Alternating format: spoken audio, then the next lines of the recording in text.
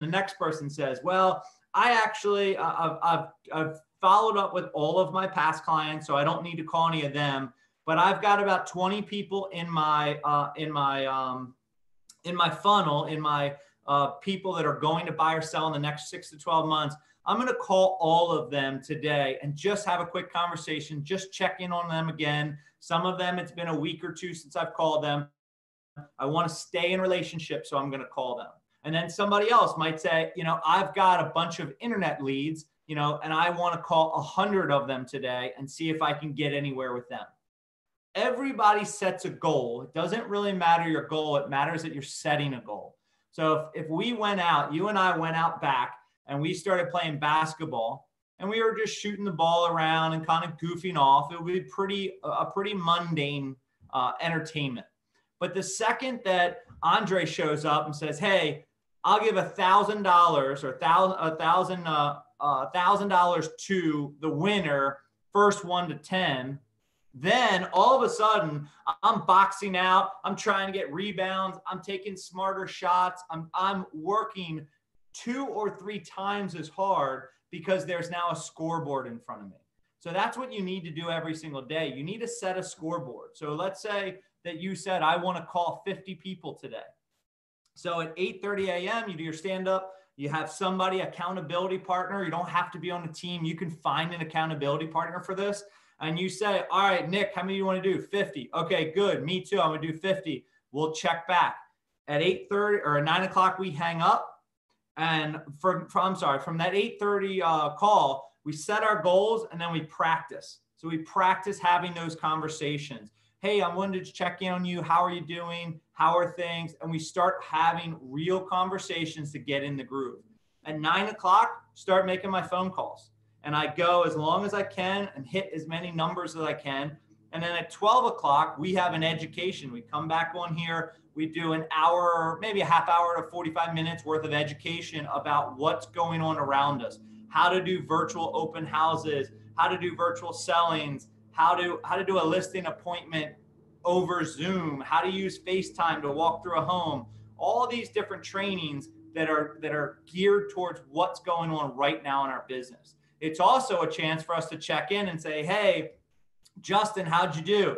Oh, I've got 27 of my 50 already done. I'm doing good. And then somebody else says, oh, I've got 38 of my 50 already done. Wow, awesome.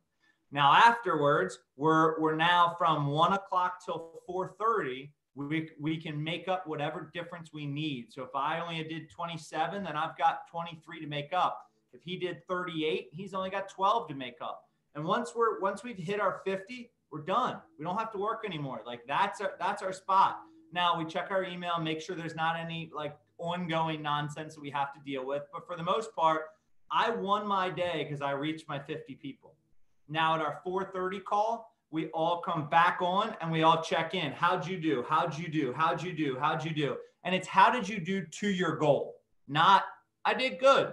No, it's how did you do to your goal? Well, I called 51 people. My goal was 50. I did great. Awesome. Now, any success stories? Yeah, I had 2 people that were getting married and they really want to buy a house. Their wedding has got postponed and they've decided they want to buy first and have the wedding next year. So I'm going to start setting up on a search. I'm like, great. And then the next person, the next person, the next person. And as a group, you start hearing success, success, success, success, success. And it motivates you to say, all right, I'm seeing that this is working. Even if I called 50 people and got 0 today, I also watched 10 other people get 1, 2, 3 leads, which means I just had an off day, but I can focus on this and I can do it. So then at our 4:30 call, it's a check-in and then we're done. Then it's time to spend time with your family. It's time to do home cooked meals, go for a walk outside. We're in a position right now that is unheard of in our society, which is we're not running at 100 miles an hour. This is the first time that we can slow down and we can enjoy our time together and we can be more human and we can watch our kids grow and learn right in front of our eyes instead of seeing them for an hour before they head off to school and then 2 hours at the end of the day before they go to bed. Now you're really starting to connect and spend time. So use this wisely. All right, so that's about 22 minutes of this. Hopefully that gives you some perspective of what we should be doing right now and how we should be, kind of interacting and handling ourselves and making sure we're not freezing. We're not just trying to fight through it or run away from it, that we're making smart decisions to encourage our business and grow our business while also protecting the overall community, while also protecting people around us, our family, people we care about. So if you guys want to start asking any questions in the chat, I will warn you, my Portuguese is non-existent. So if you don't mind putting them in English, that would very, very much help me answer any questions you might have. So let me know how I can help, what we can talk about, what works for you. Give me any questions you got.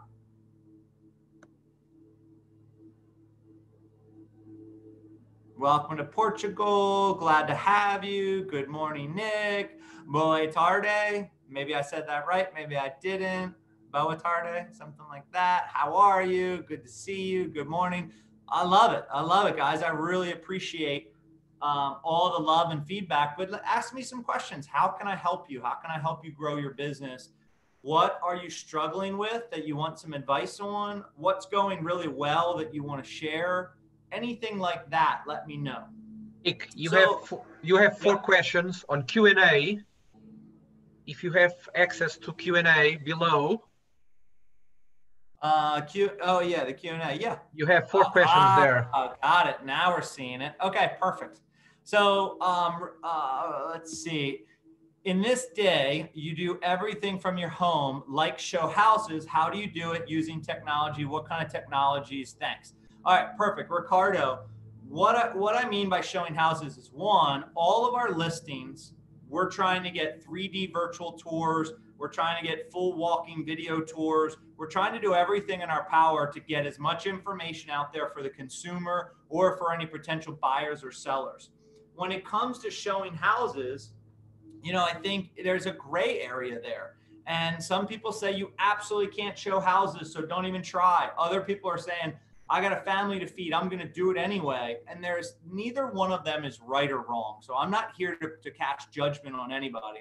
But what I will tell you is, for me, I have clients who, the husband lost his job and they absolutely have to sell their house. They're going to be homeless in 30 days and they have to find a house to buy. So that's a person that I'm going to help. I'm not going to turn my back on them. I'm going to help them find a house even through all this. So what I will do is we'll look online, we'll go into detail on a Zoom call like this, we'll walk through pictures together, we'll really narrow it down to how many houses they like. So I'm not showing people 10 houses anymore. We're narrowing that down to the 1, 2, 3 houses that they really like. And then for the most part, I will let them know that I will go to the showing with my phone on FaceTime and I will walk them through the entire home so that they don't have to leave their house. They don't have to endanger their family. And I also am not gathering in any kind of group, so I'm protecting myself. Now, a couple of rules that we use: when you call the listing agent, I let them know that all lights have to be turned on. I'm not going to touch any light switches or anything like that. The owners cannot be home. I don't want anybody in the house. I want it to just be me. All closet doors, pantry doors, basement doors, anything like that should be open. So I literally can walk through with my phone with this hand in my pocket and not have to touch anything, but be able to show everything. So now I'm being conscious about COVID-19. I'm protecting myself, but I'm also putting the buyer in a position where they can make a decision whether they like that house. Now, when you're on FaceTime, here's what I'll tell you. Don't go quickly. Go through and talk as you're saying, oh, look at the molding over here. Do you see this molding? This is really nice. Now look at this picture window. So as you can see, let me step outside and show you the view. Like you can see from both sides, this is a really nice view. And the hardwood floors, and you get down and you show them the hardwood floors. Like you really want to show them a full sense of what they're buying if you expect them to make a decision without seeing it in person. And every once in a while, we'll have somebody that absolutely has to see it in person. They just don't feel comfortable, and we'll work around that as well. No interaction, no touching. Everybody keeps to themselves. We keep our social distance. again, everything in the house is set up where they don't have to touch anything. I don't have to touch anything. So we're doing it that way. Number one priority of a productivity coach who wants to help agents doing business: set up accountability in the morning and in the afternoon, and make sure that you have as many people on that call in the morning and on that Zoom in the morning and on that Zoom in the evening, because this is where we're setting our scoreboard. Without a scoreboard, we're out there just throwing the ball up and taking random shots and not really caring. When you add a scoreboard, it changes everything. And you also want to see other people succeeding so that you know, all right, well, I'm doing the same thing as they are, so I will start to succeed even if I didn't succeed today. I know it'll go in that direction. Which is the priority to choose who to contact? That's great. That's a great question. One, the number one person is anybody who knows you, likes you, and trusts you. Anybody who has bought or sold a home with you, anybody who has referred you business. Those are the people that already know, like, and trust you. You need to call all of them and have the simple conversation. Hey, how are you? How is your family doing through all this? Is there anything I can help you with? And you're calling people who bought their home 2 months ago. You know they're not trying to buy or sell right now, but you're being human. You're having a connection. You're looking for ways that you can help. By doing that, the more contacts you make, the more opportunity you'll have to actually get business from that. How do you manage your team, listing, buyer, staff? All of our staff is doing it virtually. So everything stays exactly the same. If we need to send our photographer out to a property, house has to be vacant, lights have to be on, all the window draperies have to be up, all closet doors, pantry doors have to be open. The photographer shouldn't have to touch or see anybody if they're going to a house. Now, I'm not sure what the rules are where you are, whether a photographer can go or not. But in my eyes, I think if you take the proper safety precautions and you protect the community, the buyer, the seller, the photographer, everybody in the business, I think it's okay to do that, because I'm not going to stay in a freeze position of not being able to work. There isn't a white and black idea of whether you can or can't do something. Everything is gray right now. And you have to be okay operating in the gray, but you also have to be able to sleep at night and make sure that you're doing it in a way that protects the entire community. So just community first, and then make sure you're also worrying about your business. And, you know, I've got 9 employees that are working for me, and I've told them I will not cut anyone's pay. I will not furlough anybody. I will not put anybody, out to pasture during a time like this. We will find a way to make payroll. We'll find a way to, dip into savings, whatever it takes. I want them to know if they're working hard for me, that I'm not going to turn my back on them for anything. How do you concentrate with so many hours with small children at home? Oh my God, that's a great one. So you want to break it into little pieces. So if I can work for 1 hour and get really, really efficient at my hour, and then I can go back and spend time with the kids, and then I can get another hour break, and I can do that again. Like you're going to break up your day. It's not going to be a normal work day. So you're going to get a couple things done before the kids wake up. You're going to feed them, do all the normal stuff. You probably have to educate them as well. Here, we're doing a lot of homeschooling right now. So we've got to be part of that. Then we're going to try to get as much work done as we can in a small window of time. Then it might be time to eat again. Then we try to get some more work done. Then it might be time to go outside and play. I might be outside. My kids are swinging on the swings, and I'm on the phone checking on people. So you just have to work around it. It's different for sure. But remember, this is a short-lived time. We're not going to be in this forever. How would you answer to someone who is outraged? How can you ask me how I am? Do you live in the same world as I am? So that's easy. My answer would be, yeah, I'm living in the same world. And I know that there are different struggles for different people. And I care about you. And I want to check in to make sure you guys are okay and make sure there's nothing that I can do for you. I can't imagine somebody being mad at you for that. But if they are, stop calling that person. Take them off your list. They're out. Any tips to keep a slippery buyer from not retracting on an ongoing deal? Yeah, I think what we have to understand here is the recession that we're in right now is a production recession, not an economic recession. The recession for us in the States in 2008 all had to do with the fact that loans were too easy to get. Mortgage-backed securities were doing some funky things they shouldn't have been. And that market dried up as far as like stuff started failing. Appraisals were too easy. Affordability was dropping tremendously and prices were skyrocketing. All the economic indicators that said we can't go on, this can't last. So that all crashed and you saw this big 20% drop in all the values across the country. Now we're in a completely different recession right now. This recession is a production recession, which means we can't produce at the moment. So we have tons of workers, tons of people that have great jobs, have lots of money, are working for companies that are doing really, really well, that all of a sudden are paused in their production for something that has nothing to do with us, which is that COVID-19 virus. That means when that virus, when we get a hold of this and we find a cure, find a vaccine, get past the most difficult part of it, all of those businesses that were running successful, that were doing well, that had lots of buyers, all of that will come back much, much, much quicker than it did for an economic tsunami that crashed down on us. So just remember the difference when you're talking to somebody. So make sure people know, I posted something on my Facebook or maybe Instagram page. In the last 5 recessions, only 2 of them did real estate go down negatively. The other 3, you actually saw a rise in the value of real estate even during the recession. So just be very sure that you're understanding this is not an economic recession that's going to tank the market. This is a production recession, and as soon as production can ramp back up, you'll start to see the market ramp back up.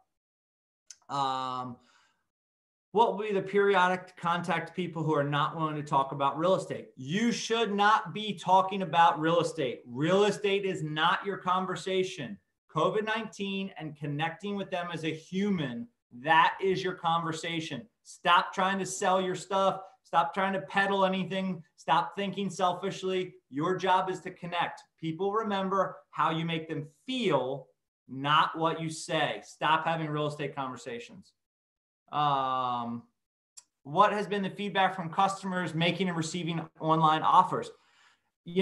When you find somebody who wants to conduct business, even right now, their motivation is through the roof. So buyers absolutely need a house to live in. Sellers absolutely need to be able to sell their house. So it's going really well. We've got people that are very, very motivated, and motivated people will work through whatever problems they're dealing with in order to reach their goals. So it's good for that. What about pricing of your listings? What are you doing? So we're trying to price them in a competitive manner. So for example, we had one that was the highest comp in the neighborhood was $425. And we decided that it's better to list it at $399, get it under the 400 mark, and see if we can get a lot of traction. We had 8 showings in 48 hours, and we had 3 offers. The multiple offers pushed it up, and we sold it for $425. So we were able to get full price for what it's worth, maybe even a little bit more than what it's worth, in a 48-hour time by pricing it well from the beginning and letting the market take it up. Don't overprice your listings. That's probably the most important thing you need to do. Rookies, my encouragement for rookies is really simple. Nothing in this changes. So when I say people that know, like, and trust you, who have done business or referred you business, you're going to struggle here, but you're not going to struggle here. It's people that know, like, and trust you. That's who you're reaching out to. That's who you're being human to. That's who you're connecting with. The 555 program, some people have asked me about that. Absolutely. I'll send that to Andre and he can share it with all of you guys, and you can use a simple method like that.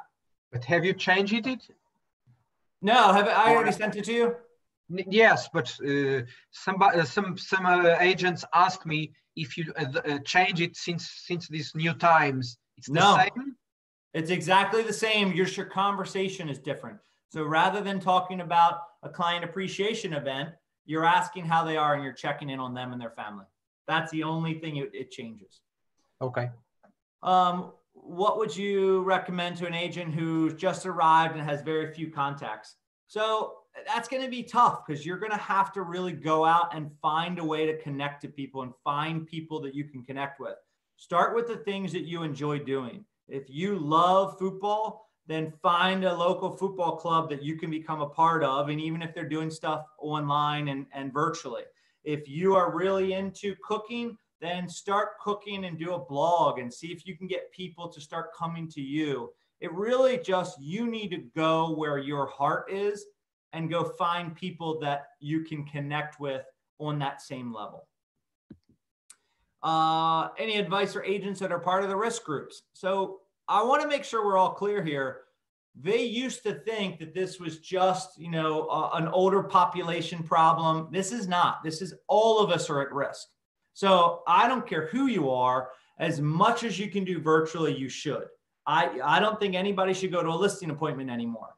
I can do everything over Zoom, and the client, my seller, can pull up FaceTime and they can walk me through the house and show me everything. There's never a reason that I need to leave my house. In fact, the only time I do leave is if I have a buyer that wants to see a property that doesn't have enough pictures or enough video. And then again, we talked about the safety precautions I'm using.